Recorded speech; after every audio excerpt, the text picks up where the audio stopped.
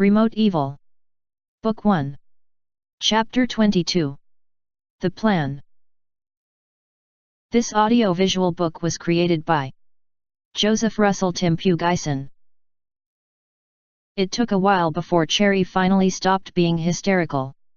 She gradually regained her senses and got used to the sight of the bloodied body of John just laying motionless on the floor. Her survival instincts started to kick in again.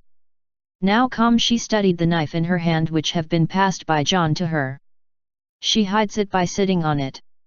She is careful not to let the knife cut the skin of her buttocks. Luckily it is a relatively flat knife and is not very uncomfortable to sit on.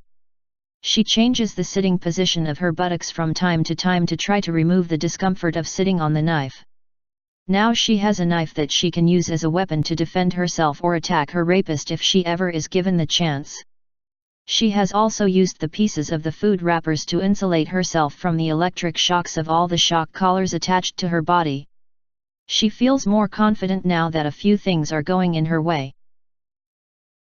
She sees the gun of John just lying outside her wire fence-walled cage. She very much wishes she can get it, but the holes of her wire fence cage walls are too small to let the gun fit through them. That is if she can even reach the gun from her wire cage. She stops thinking of ways to get a hold of the gun. It was simply impossible to get a hold of the gun based on her condition. She next analyzes if she can use the knife to open the door of her cage. It was impossible as well to open the door of her cage using the knife. The locks of her cage are on the outside and cannot be reached from within her cage even though the wire fence-walled cage has holes. Her only remaining option for escape now is to attack her rapist when he opens the door of her cage and hopefully win against him. That is if he even shows up again to try to rape her. She already knows that she is being held in some kind of forest because the door of the camper van has stayed wide open ever since John destroyed its locks. She strategically positioned herself in her cage so she can get a maximum view of what is in the outside of the camper van. The cold wind of the forest is going through her naked body, but she does not mind. She is trying to study the forest and what it looks like before darkness sets in. Then she remembers that John was shot by someone or something.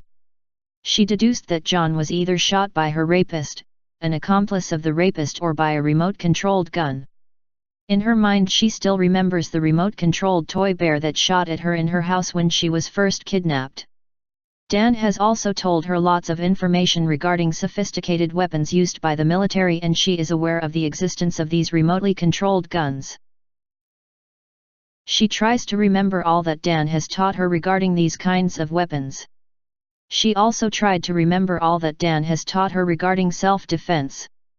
She decided that she will try to work out and get fit just enough to fight her rapist if ever he tries to rape her again. This she seriously included in her plans. She also concluded that even if she was able to beat her rapist, there could be more of his accomplices waiting outside the camper van and even maybe in the different parts of the forest.